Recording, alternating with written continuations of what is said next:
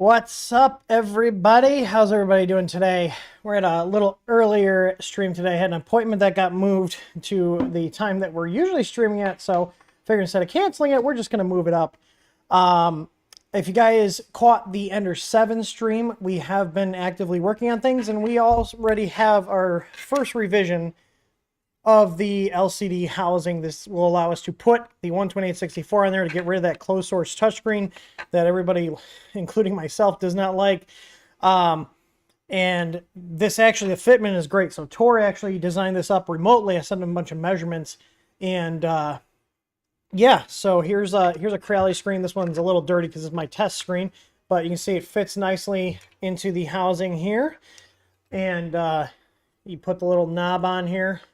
And this will be a two-part housing. So basically you'll have the front piece here, and then the LCD will actually mount with this bracket. So this will drop through the original hole that the stock, what's the word I'm looking for? That the stock screen was in, and then this will attach on here. We are probably going to add a little like finger to kind of go up into the enclosure, so the cutout from the original LCD, so that this can't be pulled up, so it'll kind of like go in there in an angle, and then this will use the screw that came with the existing printer. So they're luckily right in the center, dead center of the screen, there's a mounting hole that holds the bottom plate on.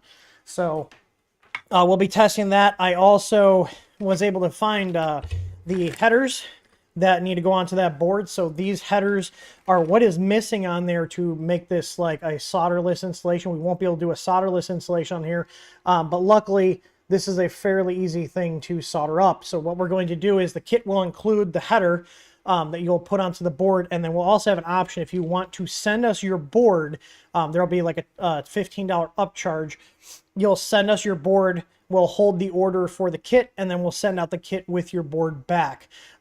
With the actual LCD kit. So I'll be personally soldering all these on if you guys do send them in. If you buy just the standard kit without the, do the board myself, you will get the header with the kit along with the LCD, the mounting bracket, all the screws needed, and the cables. So, and Tor, since I see you in here, I did test a fitment. This could be pulled up just a tiny bit, like thicken this little lip here up a little bit, because I had about a 1 millimeter in play, but the fitment on this for the first revision is excellent.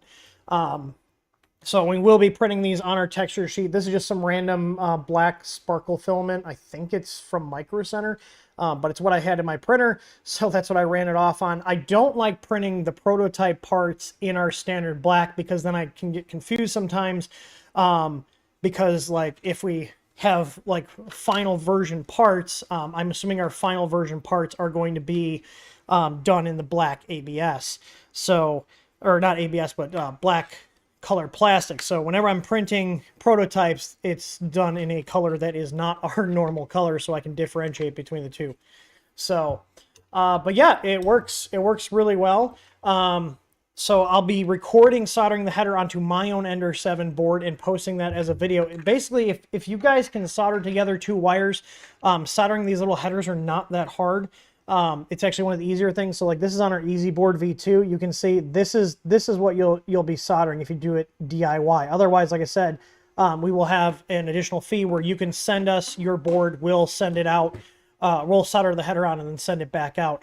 But it's a really easy little solder job. Why they didn't put this header on the board to begin with, I don't know, but this will be nice for people that want to retain the stock board and either use Marlin, and we will be coming out with our firmware for it. We'll also be doing easy ABL support on it, so you can get automatic bed leveling, and those of you guys that like playing with Clipper, the 128 style or 128/64 style screens like this do work with Clipper. So even if you're not going to use our firmware and you want to play with Clipper on the stock board, because the stock board's actually not bad spec-wise.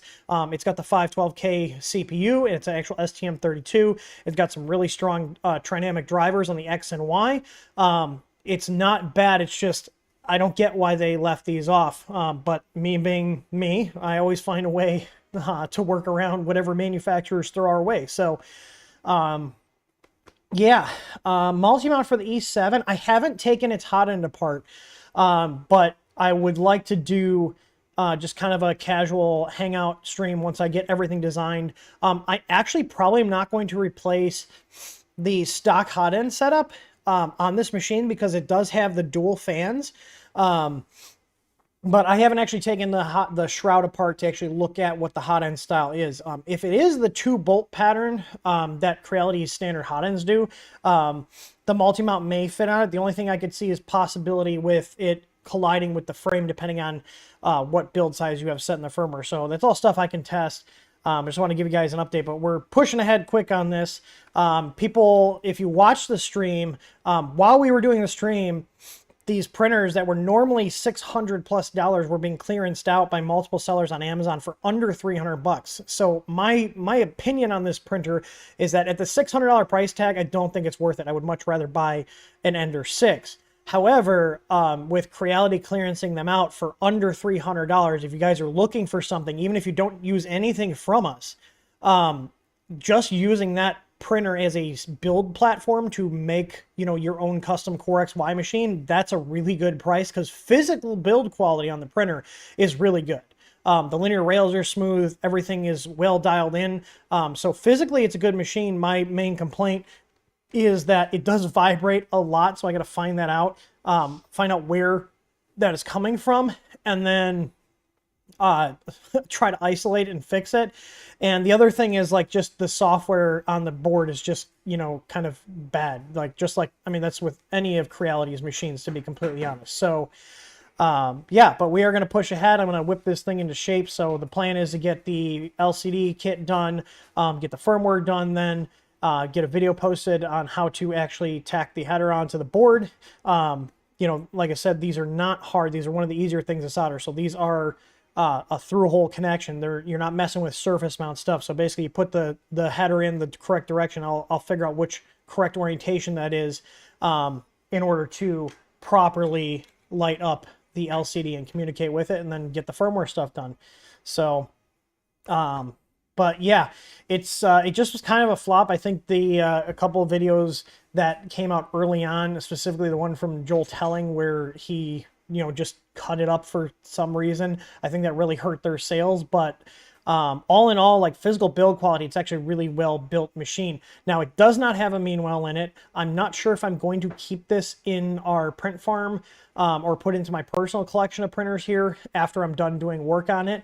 But it does not have a Meanwell. It does have Creality's you know, knockoff of a LRS 350 Meanwell that we're used to seeing in some Creality models. But it's basically assumed that most of the printers that you're going to get from Creality are probably going to have the knockoff of the power supply, even if the description says it's got a Meanwell. The only one I'm aware of that, and it's because they don't have one yet, that still comes with a Meanwell, is the newer Ender 5 Pluses. So like this guy here, I had one of the first batches had a knockoff power supply. They had so many issues with the knockoff power supplies in those, they actually bit the bullet and started putting Meanwells in them. I have our 450 watt Meanwell in here, and it's been running with that original power supply since I did the video. I think that was over 2 years ago at this point. If you look back on our channel, you can see when I did the installation video for the Meanwell power supply for the Ender 5 Plus, this is still the original power supply, and this thing runs in an enclosure. It prints ABS and PETG parts. I'm actually running some stuff off right now for SpaceX down in Texas on there, and it's just been a workhorse. So I really do like the 5 Plus. But the 7, the only way I can recommend the 7 is if you get a deal on it. So right now, Redline said it's still $275-ish with a coupon on Amazon. I think if you can get it for under $300 and you want a nice printer to build a Core XY machine on, I do think it's worth it at the 300 or less. So, you know, any higher than that, there's other printers that are better suited for, you know, that print size and features, you know, specifically the Ender 6 too. Like if you're going for something that you're going to want to enclose, the Ender 6 is always a solid option. I never know where to point. So the Ender 6 here, this is also one that I use a lot for doing ABS prints and nylons. And this has our top enclosure on there, which if you guys were on the fence about getting it, we do actually have those $20 off right now. And that's probably going to be, unless we want to redesign the enclosure and have it made again, that's probably going to be the last of our stock on those, just because they have been kind of a slow seller. So if you guys are wanting to get an Ender 6 top enclosure, you should probably do that. Our enclosure, even though it is more expensive than Creality's, it does offer you way more height than theirs. Theirs is only about this tall, and it actually smashes the stock cables. Whereas ours gives you a lot more room to work with. You can attach things to the 2020 extrusion that it's on, so it's a lot more modular, upgradable, and I think it looks great. Like, it looks like it's part of the machine. So I'm trying to see what else we got going on here. So I covered the... we will be doing a stream on Friday at 7 p.m. We're going to be taking a look at putting the E3D Revo CR onto our Ender 2 Pro. So this is a drop-in hot-end replacement for Creality machines. It fits basically most of the Creality machines that have the little red hot-end in there, and they actually send it out to us to review. So thank you to E3D for sending it out. We're going to check it out, and I'm actually looking at getting those in. So if you guys are interested in something like us carrying the Revo series, specifically the Creality drop-in one, let us know, because we're currently in the process of sourcing new products to kind of expand our selection. So if there's something you guys would like to see us carry, go ahead and send us an email. Just go to our website at th3dstudio.com, click the contact us link, and send us a list. Send us your wish list, because we're getting feedback from you guys to see what kind of stuff you want to see us carry, so you can get as much stuff as possible through our store. So anyways, so this is Asked Him. The bot, for some reason, is not working. I just realized that. Let me try reloading it. I don't think I saw any questions other than Spencer said, what happened to the laser engraver you had? What happened to that table? So the laser engraver went to my buddy Sean, and the table is in the house as just kind of like a junk work table.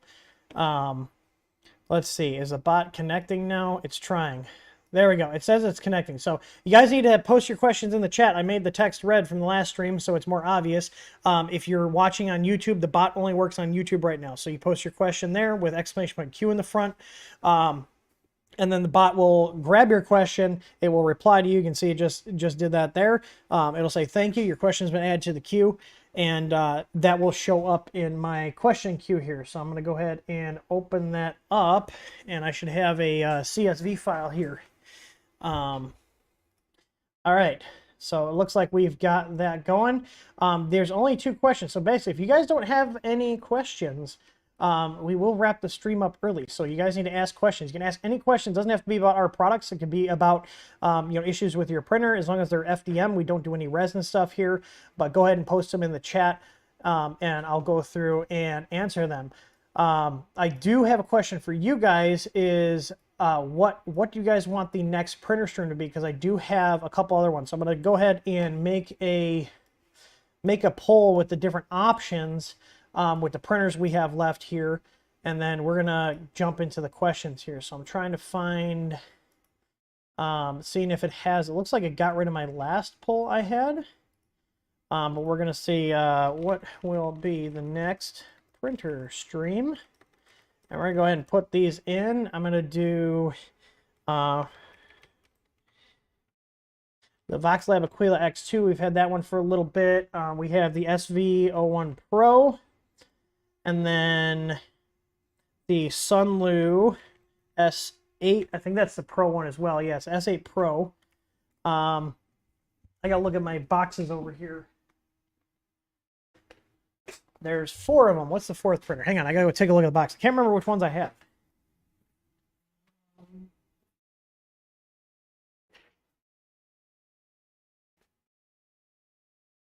So I actually have 3 printers. We've been slowly working through them. Let me just double check here. So yeah, VoxLab Aquila X2. Okay. So the other thing, I'm gonna throw this in here. We have a laser. We've got a laser from Atom Stack as well. So I'm going to go ahead and put this in. We're going to open the timer up here. We're going to give it, we're going to give you guys 2 minutes to vote here, and then we're going to go and jump in. We're going to go ahead and jump into the Ask Tim Q&A. So go ahead and post your questions in the chat right now. Um,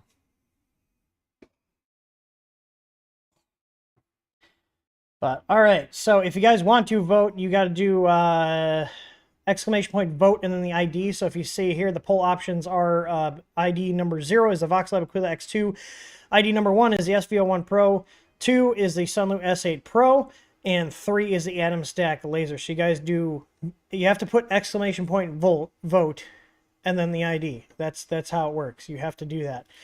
So just for example, if I wanted the laser, I would do vote 3, just like that, exclamation point vote 3, and then it'll count your guys' votes. So go ahead and get some votes in, and go ahead and get your questions in, then we're going to go on to the questions. So we got 1 minute remaining on the voting. And apparently my my dryer's done drying the laundry. It just sent me a text. All right, let's see. All right, we got 40 seconds left. So you guys are messing with my lights. Get your votes in right meow. Right meow. Seems like people want the laser. I'm kind of excited because I like playing with the lasers. How many of you guys here have lasers at home, and what do you use them for? We're waiting for the poll to remain, or to close out. We got 20 seconds left on the poll. I'm curious. So if you guys do have lasers, let me know what you use them for, and if you have one. And then if you guys are thinking about getting a laser, let me know. So it looks like David Hefner has got the Atom Stack A5 Pro, which is the one we took a look at. That was a really nice little laser. And the vote passed. And what did the vote pass at? All right, so the Atom Stack laser. So that will be the next one we will do. We'll do the Atom Stack laser for the next like review and teardown stream.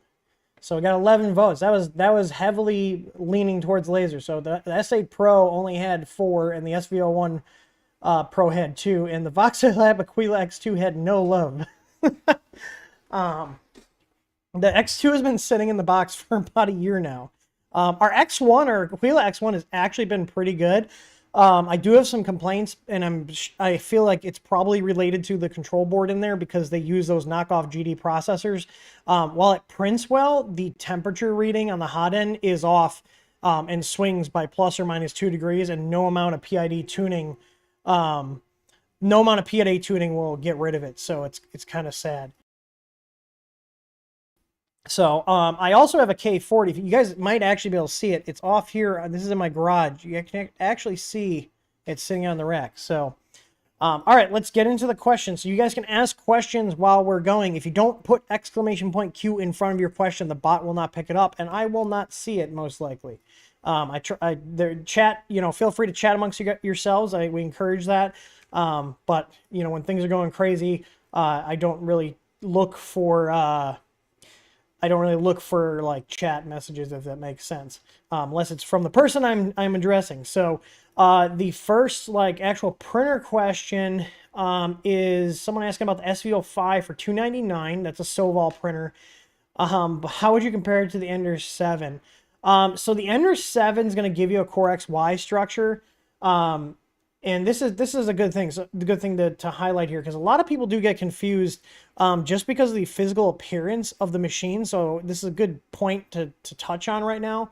So I'm moving my windows around. So if we look at the SVO5, so I think for the price and what you're getting, I'm a big fan of the 12864s, and this has a Creality 422 board in it. So upgrades in terms of firmware, whether that's, Marlin or Clipper or anything, this is going to be really easy to upgrade. This is a well-known board. It's a good quality board from Creality, and it's got the LCD that doesn't have all the weird touchscreen crap on it.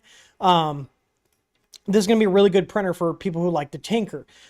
So in terms of getting up and running quicker, this is going to be a quicker printer to get up and running versus the Ender 7. So if you're just looking to hit the ground running and start printing, I would probably go with this over the Ender 7, to be completely honest. But this is actually a Cartesian structure, and you can tell that by how the motors are. So on here, you can see you got your X motor here on the right side, and this drives this belt, which moves the carriage left and right. And then there's another motor in the back. I don't know if they clearly show it, but there has to be a second one. You can see the belts here on the front, just like the Ender 5. So there's Y motors in the back. So basically one motor moves each axis, whereas on a Core XY, the two X and Y motors actually work together to move the carriage around. It has 4 belt attachment points. So that's usually how you can tell if it's a Core XY or if it's a Cartesian machine, is look at how many belts attach to the carriage. You can see there's only, oh, and zooming in doesn't help. There's only 2 belt attachment points on here on the left and right. So that is a pretty clear giveaway that it's a Cartesian structure. Now, for most people, you're not going to see a big difference between Core XY and Cartesian. If both the machines are built correctly, both the machines are set up correctly, and there's no mechanical issues, you're going to get good print quality out of either of them. The thing is with Core XY is you start wanting to push the envelope and going faster. The Core XY structure does allow you to print a little bit faster, but in general, most people don't usually push their printers that hard. I don't know if that machine is also going to be able to be like converted to a Core XY with like the Mercury 1 kits they have out for the Ender 5s.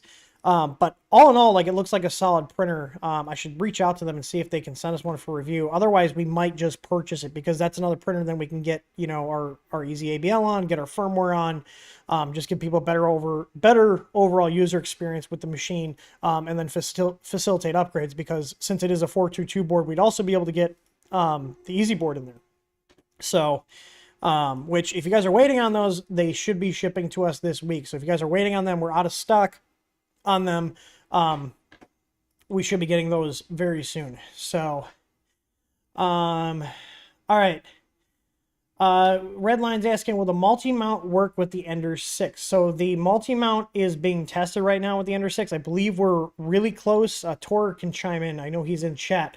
But I think we finished off the last of the testing last week, in terms of the adapter plate that's required to put the multi-mount onto the Ender 6 at the correct position, and then also Ender 6 specific mounting options. So we had to redesign a couple of the parts to accommodate the Ender 6's carriage, the X carriage.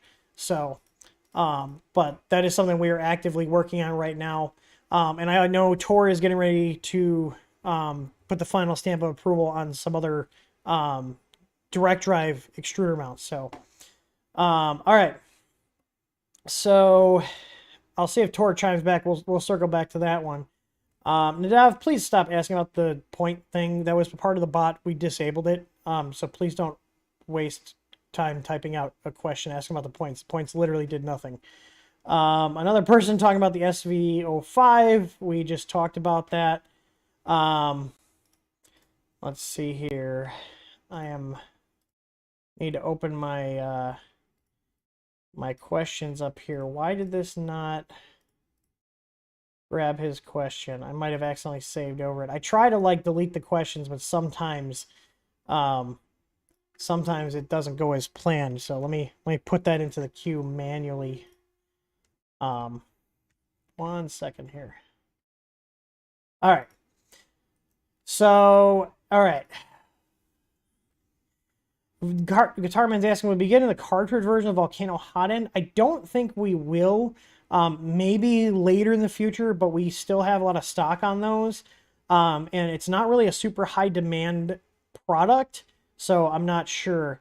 Let's see. Does the Ender 7 support DMFN G-code files? I've never heard of that. Is this some new thing that's coming, or am I being trolled here? Let's see. I have no idea what that is. DMFN, is this something new? I searched it, and a GitHub came up. I have no idea what that is. This is not related to printers, so. Oh. I knew it was going to be a troll. Doug just trolled me. So Gedson is asking, he said he just bought an Ender 2 Pro. Do you recommend any upgrades, both hardware and software? So obviously we're going to recommend our our firmware, and that printer can be updated with our firmware. So that's a free upgrade. You can go download it from our website. It's going to give you a lot better user experience, a lot more tweakability, live Z adjustment, and support for adding on different auto bed leveling systems, whether it's our Easy ABL or the CR Touch or the BL Touch. In terms of hardware upgrades, on all my machines, I use our auto bed leveling system called the Easy ABL. It just makes it a lot easier to use a printer because you're not having to manually level your bed anymore. In terms of other hardware upgrades, the stock, I think that came with a plastic extruder. My memory is fuzzy on that. I think it did. I have a metal one on ours. I can't remember if I put that on. It's actually sitting behind me. I can't remember if it came with a metal one or not, but if yours has a plastic extruder, the plastic extruders are a known pain point in general for most Creality printers. So if you have a plastic extruder on your Creality printer, you start getting issues where it's not printing correctly, you're getting under extrusion, or it's not extruding at all. If you take the arm off of the extruder and look at the bottom of it, usually there's a crack that develops there just because it's a cheap plastic extruder. So definitely that. We also have a filament sensor kit. So if you don't want to worry about your print failing because you ran out of filament in the middle of the print, we do have filament sensor kits that are really easy to install that also go along with our firmware. If you end up wanting to swap the control board out, we also have adapter cables that will make it so it's a plug-and-play installation to convert those 5-pin cables they use to 4-pin cables that most boards use. So we also have like our Easy board supported in our firmware, so that board will bolt right up. It's a direct replacement for the stock board. And then the other thing on my list for that printer is actually testing out a Meanwell retrofit in terms of taking the stock PCB out of the printer's power supply and putting in a Meanwell one just so you can get more reliability too, and also replace the stumpy little cables they have. But overall, like the Ender 2 Pro, especially for the price, is a nice little printer, and it's a workhorse. So if its build volume suits your needs, it's actually a nice little printer. So, and especially if you're running like a print farm and you're only doing small stuff, you're going to get more use out of multiple small printers versus, fewer larger ones. So you can also run the small printers a little bit faster. I have a soft spot for tiny little printers. Spencer's asking, for the rippled B-stock PEI sheets on the store, do you have photo examples of the condition? I'm not sure. We talked about those. We had some of those where we had some Ender 6 size plates that had like ripples in them. They're usable, but like enough for us to disqualify them as being saleable as like a new item. But I don't know if we have them on our store. I think I've mentioned them on here because we brought them with us to Murph and sold them for really cheap. I think we still have a couple of them left, but just send me a message, Spencer. You know how to get in touch with me, and I can let you know what we have. But I don't think we have any of the rippled ones on the website. I think we just have our B-stock ones, which are usually ones where it's like a cosmetic blemish. It's not like a ripple in the sheet. It's usually like a cosmetic blemish, like maybe there's a little scratch somewhere on the PEI, or maybe the coating isn't exactly perfect, but otherwise it's still usable. Jay Smallwood's asking about the Ender 7. How do I like it? I don't like it stock. It's too noisy. It vibrates too much. I'm going to see how it is after I replace the firmware on it with ours and get rid of the LCD. So, and the only thing I can really comment on, and I've said it before, is the physical build quality on that printer is really good. I don't like the software that's on it. It's got, again, those closed source touchscreens that Creality likes to put on their printers that, limit you in terms of what you can actually do with your own machine. But in terms of price, if you can get one for under $300 and you want a printer to upgrade, using it stock, I probably wouldn't recommend. It's not that great stock. But if you want something to build on, that's where I would say go ahead and pull the trigger on it if it's under $300. It's very well built. I was very impressed with the physical build quality on it. But once it started printing, it vibrated a lot. There was a lot of stuff making noise on there, so I'm hoping I can figure out where that is and isolate it. All right. Mark Gibson asks, and we only have 2 more questions, including this one I'm about to answer. So if you guys want to get questions, and go ahead and put them in the chat, put !Q in front of it on YouTube, and the bot will pick it up and add it to my queue. So if you guys do not put !Q in front of your question, I will not see it. Mark Gibson asks, I designed a camera holder, but need a decent way of attaching it to the camera Is a threaded neural insert the best way? And if so, melting it in is too messy. So I'm assuming you're talking about like attaching it to, you're talking about like an SLR camera, like what kind of camera are you talking about? But the threaded, the neural inserts are actually not that hard, and I've used them on a few projects. They're really nice. I found that the best way to go about that is just taking a soldering iron at a lower temp and putting it on the tip and pushing it in. There are some replacement tips for certain soldering iron models that actually have a nice specific fitment. I don't have them because I don't use knurled stuff enough, like the inserts, but it's not messy. Basically, if you just take your time and go slow, as soon as it's in the right location, just yank the soldering iron out at a, straightly, and it will usually remove from the actual knurled piece without pulling it out. So just make sure to clean your soldering iron tips. So, but yeah, if you're doing something, especially something that needs to be a little more robust, there's actually a video from CNC Kitchen that did a big comparison of the different types of inserts, and it was really, really good, showing, how they best perform, whether it's different shear forces, whether it's horizontal, vertical, or just pulling straight out. Check that out. So CNC Kitchen's another good YouTube channel to check out. They have Stefan over there does a really good job at breaking everything down and doing very thorough testing on stuff. So making with Ed, I think is his username here. It's the one I copied. Says, tried tweaking a bunch of stuff and ultimately a nozzle change solved it. Any idea what's going on with the nozzle? So I don't know what you mean by tweaking a bunch of stuff, but I'm assuming you had issues with maybe extrusion. Sometimes you can clean nozzles out doing cold pulls or using little needles that go up through the nozzle. I use those here. We actually sell, I don't know if you guys are aware of this, we actually sell what's called a nozzle maintenance kit, which includes some nice tweezers to, get stuff off the nozzle and the little needles that go up into the nozzle. But sometimes, depending on why the nozzle got clogged in the first place, you might just have too much crystallized filament in there, especially if you had like a filament that had contaminants in it and it blocked the nozzle up, and then it sat there for hours trying to extrude, and you basically get the filament just starts crystallizing, and it's really hard to get out of there. And at that point, if you can, I've torched them out too with a MAP gas torch in the past. But at a certain point, especially if you're running just a cheap nozzle, it's best to just switch it out. So, and that's another thing too. If you're just having all sorts of print quality issues and your filament's not extruding smoothly, it's best to just change the nozzle out, even just as a troubleshooting step. And the easiest way to tell if you have a problem inside the nozzle is when you tell the printer to extrude the filament, if it doesn't go straight down, and it's smooth and consistent. So if it doesn't go straight down and it starts like curling up to the side, or it's just kind of dribbling out, that usually indicates that you have a problem and there's either a partial clog in the nozzle, or if there's nothing coming out, could be a completely full clog. So just keep that in mind, because I can't tell you how many times it's ended up being just an issue where the nozzle's just past its prime and it just needs to be replaced.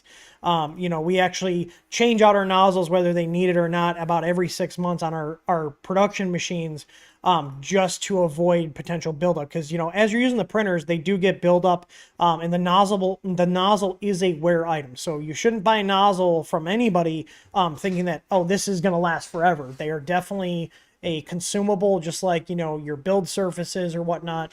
Even your belts, like things on the printers wear out, they are machined. Just because you can get them on Amazon for, less than $200 now, doesn't still change the fact that these are machines.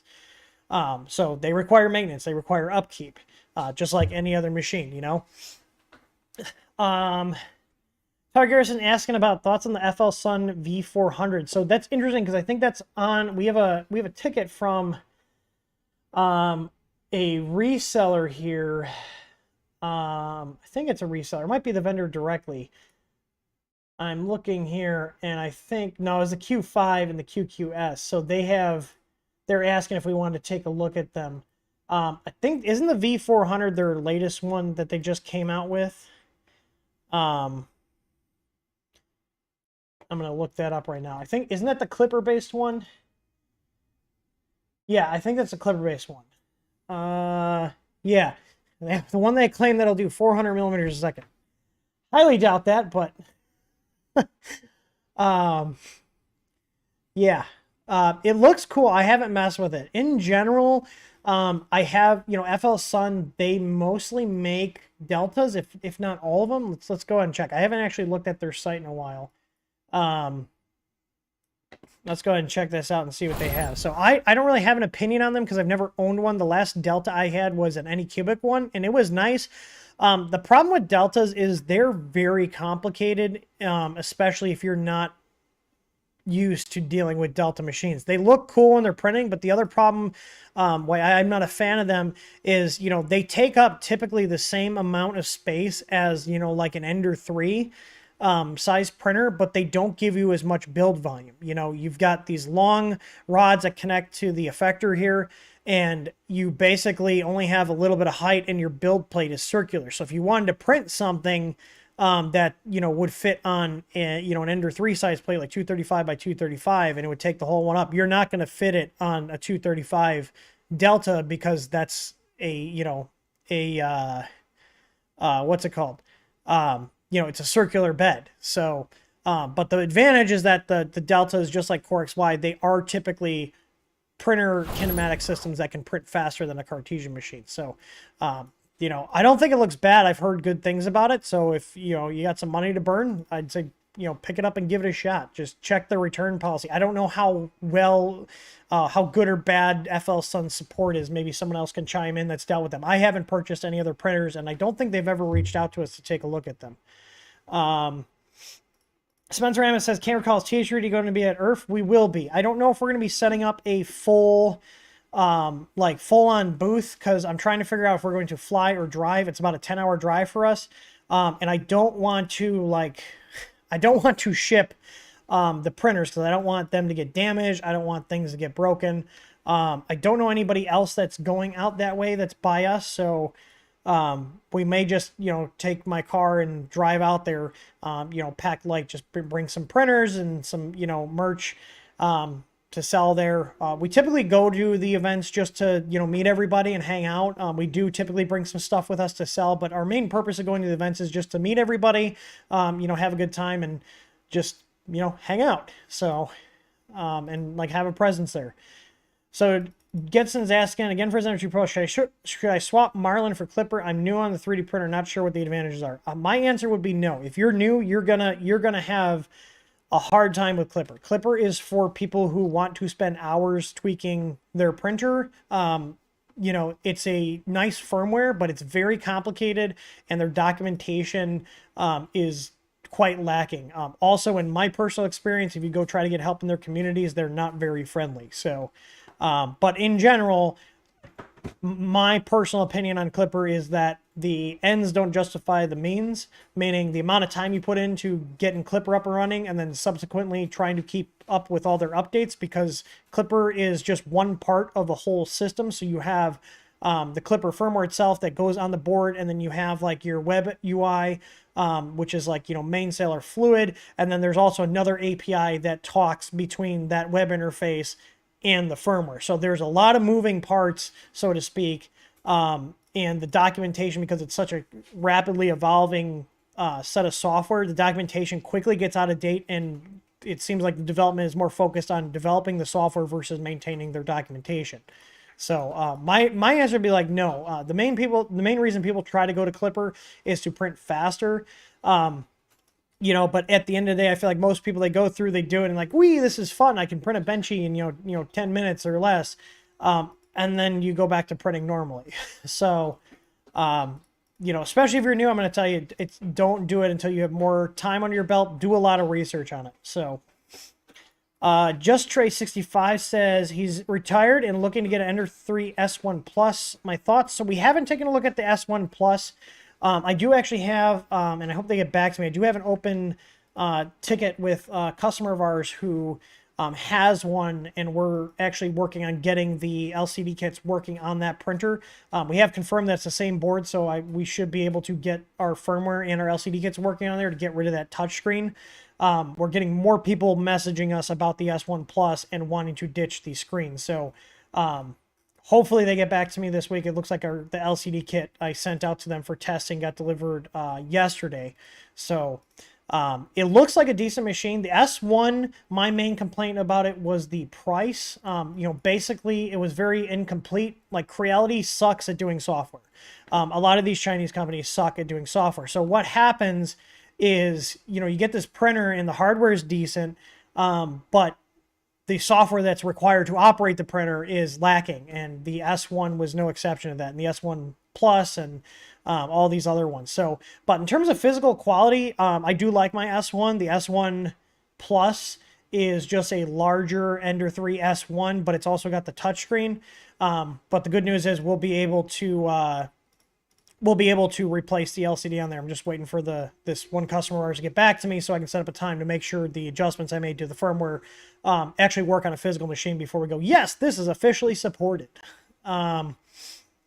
So I think it's a good little machine. I haven't heard anything bad about it. My personal opinion on them is, and this goes for the whole S1 series and other machines that use this, is if you have issues with the hot end or the cabling going to the hot end, you're basically forced to keep buying parts from Creality, which also means that doing upgrades, whether you want to change the hot end out to a different brand, whether it's ours or E3Ds or slices, you're going to have a very hard time, because basically that whole carriage assembly is on this proprietary PCB and they have a ribbon cable going to it. Now, not saying it's impossible, but it's not as easy as doing something to, say, your Ender 3 Pro, the older model. My personal opinion is, if you want to tweak your machine and you want the larger build volume, I would steer you more towards the Ender 3 Max, which was a solid little machine, or even like the CR10, and like the CR10 original, like the CR10S would be the specific model. I don't even know if they're still selling the CR10S, but the Ender 3 Max was really good. And that comes with a standard LCD, and it comes with a board you can upgrade. So in terms of upgradability, the Ender 3 Max is actually a pretty solid little printer. Now, to make matters even more confusing with Creality, I don't know if you guys saw, but they also have their Neo series, which is yet another iteration on the same printers. So, like there's the Ender 3 Neo 3D. Now, mind you, they also have the Ender 3 Pro, the Ender 3 S1, the Ender 3 S1 Plus, the Ender 3 S1 Pro, the Ender 3 V2, and now we have the Ender 3 Neo, which looks like an Ender 3 that I think they just changed the hot end design on and threw a CL Touch on there, or a CR Touch on there. This one doesn't look too bad. Depending on what the board is they have in here, it's probably their 422 board, which is decent. But it looks like they just changed up the hot end and they're calling it the Neo. I hate that they reuse the printer names because it makes it very confusing for consumers. I don't know if they're still selling the original. That's why I went to their website. I don't know if they're still selling the original CR10S, because that was actually a very solid printer. It doesn't look like they are. They don't have it on their site. But the problem here is, and you can see this, so like on the Ender 3 Neo, you can see they still have, it looks like the standard cable going to it. These are renders, so I can't really tell. I would assume they're still using, yeah, there's still the standard cable, so this one will be easy to repair and upgrade. The problem is when you start getting into ones like the S1 or any of the S1 series, is you've got this ribbon cable here going to this connector, and this whole plate here is proprietary. So if you wanted to replace this, it's going to be a fair amount of work. And if anything breaks on this, you're going to have to go through Creality and get Creality parts for this. Now, this extruder is not bad. It's just I prefer things that are a little more traditional in that they have standard wires that are easily fixable and replaceable. So let's see. BW Electronics says it's fairly easy to adjust the stepper motor power if one is running too hot. So the answer to that is it depends. If you have our Easy board in your printer, you can do that with the software. You can actually do it right from the printer's LCD.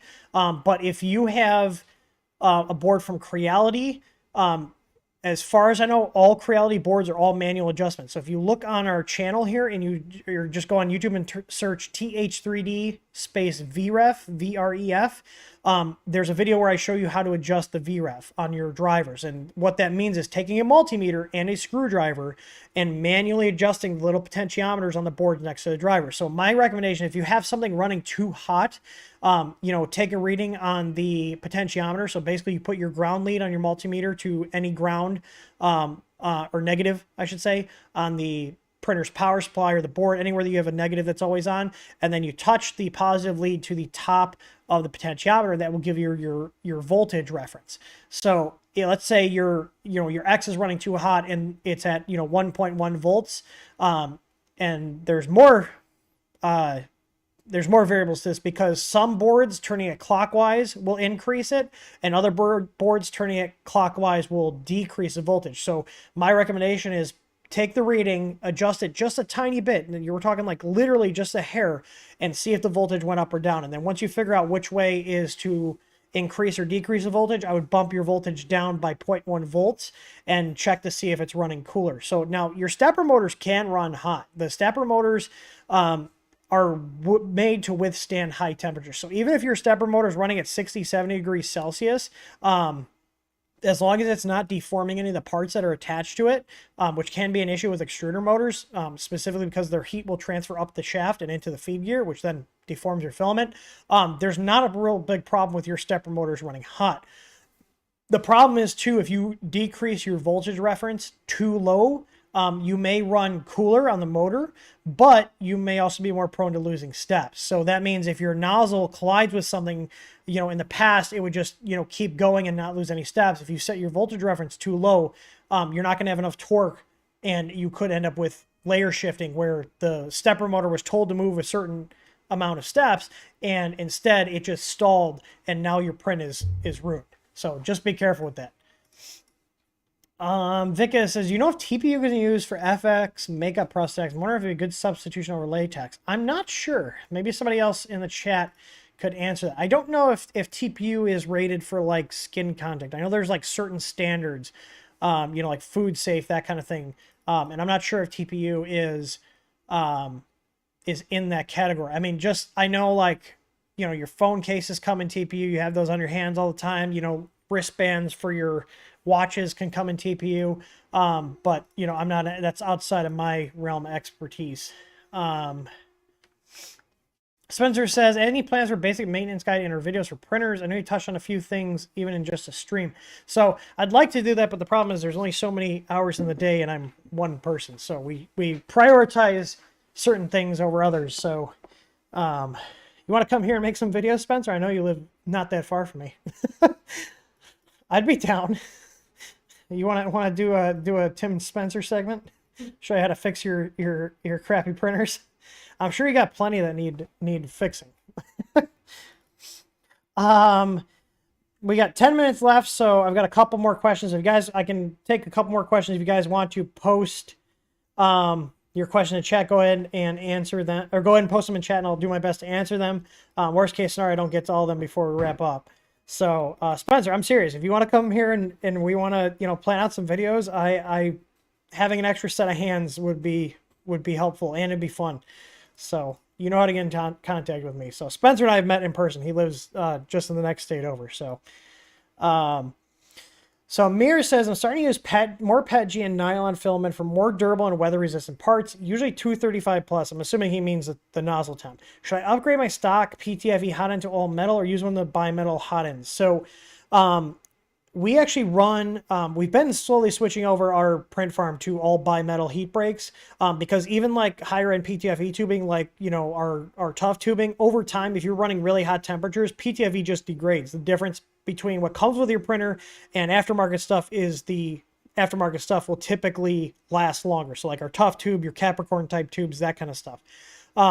So personally, I would say if you're going to be doing high temp materials, I would definitely recommend switching out to a bimetal or all metal heat break. So if you have a Creality hot end, we actually carry drop-in bimetal heat breaks that you literally just take apart your hot end, take the stock heat break out, put ours in, tighten it all back up, and you now have an all metal hot end. And they're like 15 bucks. So for $15, you know, in about maybe 30 to 40 minutes of your time, you can convert your printer to an all metal hot end. So, and we use those. Those are ones we have on a lot of our ABS machines too, just because it has made the consistency with prints even better. So it was already good with just running our tough tube in there, but it's even better now. And I still use our tough tube on all of our Bowden systems, even if we have an all metal. So the tough tube is our own brand of PTFE tubing, and the benefits of that is not only is it higher temp resistant, but it also is lower friction than your stock PTFE. And my favorite part about it is the internal diameter is tighter. So your standard PTFEs from most printer manufacturers can range anywhere from 2 millimeters up to 2.2 millimeters on the internal diameter. So that means your 1.75 millimeter filament has a lot of play and slop inside that tube. So going with our PTFE tubing, you are now taking that internal diameter down to 1.9 millimeters. So you have a much tighter filament path, and it dramatically reduces how much you have to retract and extrude. So, you know, for example, one of my printers I saw the most dramatic effect on was my Ender 6, you know, where I was running almost 8 to 9 millimeter retraction with a stock tube. I switched it out. I had to drop down to 5. So that's a good combination, is a nice heat break with the tighter tolerance tubing. So like our tough tube, and that just makes things a lot more consistent. The lower amount you're trying to retract, the better. So it also makes your printer take longer because it's doing more retracts. So, all right, let's see. We got a question from Discord. I